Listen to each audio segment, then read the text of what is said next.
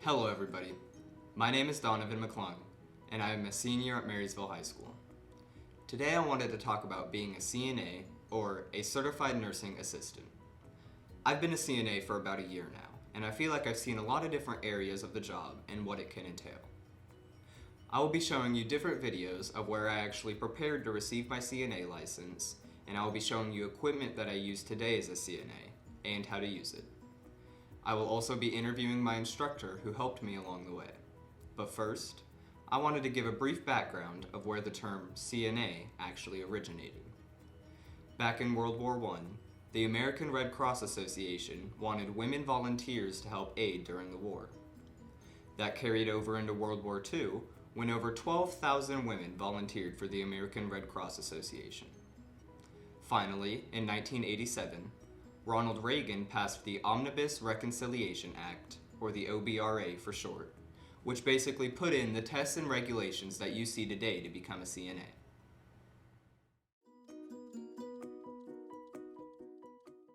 Alright guys, so I'm here with my instructor.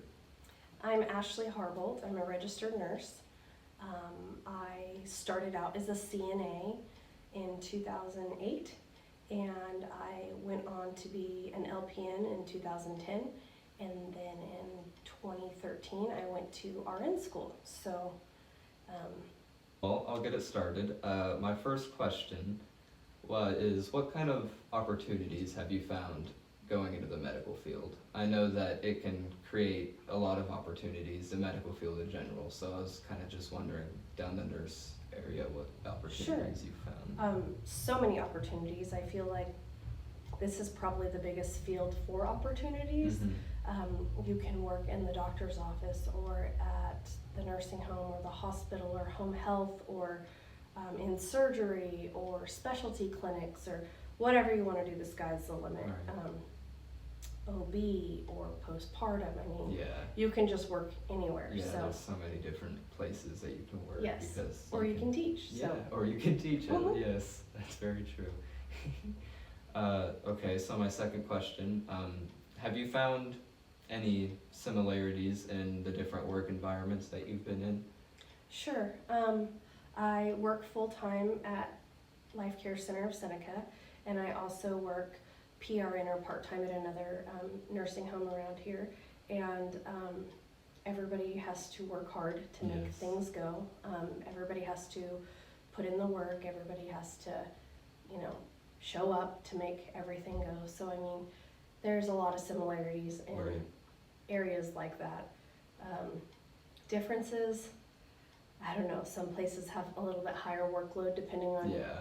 the kind of residents that you Mhm. take, so that can Some be are a lot different. bigger than others. Sure, yeah. Yeah. So some places I'm sure have more independent people or more full care people. So A lot of the same work though, right? Oh, for sure. Through each place. Mhm. Yeah. mhm.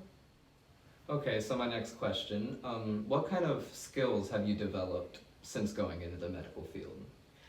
So many.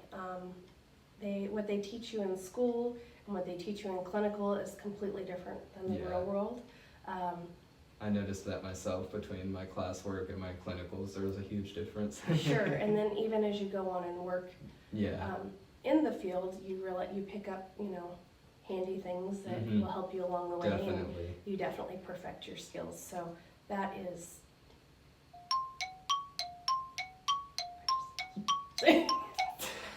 To cut that part. Blooper. So assessment skills, when you are in school and when you get right out of school, it's, lung sounds might be tricky, or Right. feeling Okay, the pulse yeah. might be tricky, or, That's something that you kind of just get the hang of. right. Yeah. And that's what I teach my students with blood pressures. That's probably one of the more difficult tasks, because it's really hard to manage the equipment and Mhm. hear what you're supposed to hear and Yeah. all those things. So just doing it more makes it easier. And I do love teaching at Highland also, because I get to watch the students, go through days of clinical, and on day Right. one they're really scared and they don't know really what they're doing, but by day 3 they're feeling more confident and they know what's going on. Yeah, so. I experienced that myself. So Sure. one that I kind of talked about was just communicating with people in general. Was that something that you kind of were already good at before you started, or did you kind of have to do that as you? Oh, I feel like I'm a pretty good communicator, but it's definitely gotten better. And then, you might think you're good at communicating, but when you have to, when dealing with the elderly that are, hearing impaired or vision impaired or dementia, that's a whole different level of communication skills that people do get better as the years go by. Yeah, for sure. Okay, so my last question, what are some things that you might tell some of your students going into a CNA class, or that you wish you would have known before becoming a CNA? Just that it is tough work, but with tough work comes the reward of doing well. And it's a very rewarding job. It's a tough job. It's a wonderful feeling. Really. Right, when you get to be a part of people's lives like that. And I even, I work in the office during the day and do assessments on people all day long, but when I get to teach and I get to be on the floor with them and do the clinical part of it, I just love it because I get to be more up close and personal with my residents too. Yeah, I bet that's wonderful for you. It is.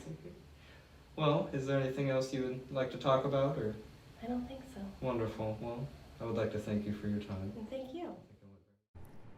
Okay, so I captured a few pictures of some of the machinery that I use to train with. This first picture is a fake arm with a blood pressure cuff. This one shown is a manual blood pressure cuff. There are electronic ones that are easier to use, although you may not get an accurate reading every time. The instructor can set the arm to whatever blood pressure they would like, whether it be high, low, or just right. This helps students get a feel of where the cuff should be placed and if they are getting accurate readings. When using the manual cuff, you know you will always be getting an accurate reading, so I think it would be beneficial to get familiar with this tool. These next two pictures are of a sit-to-stand lift.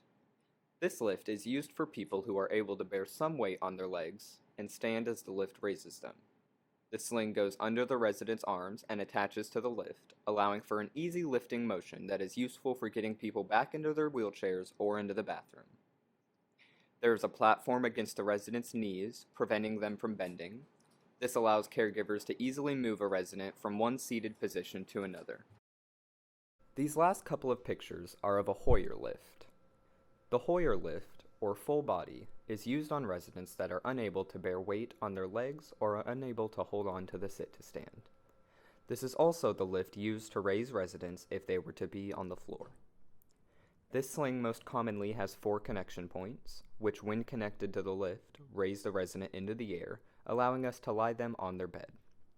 We use this sling to sit residents in their wheelchairs as well, as the sling has different lengths at which you can connect it.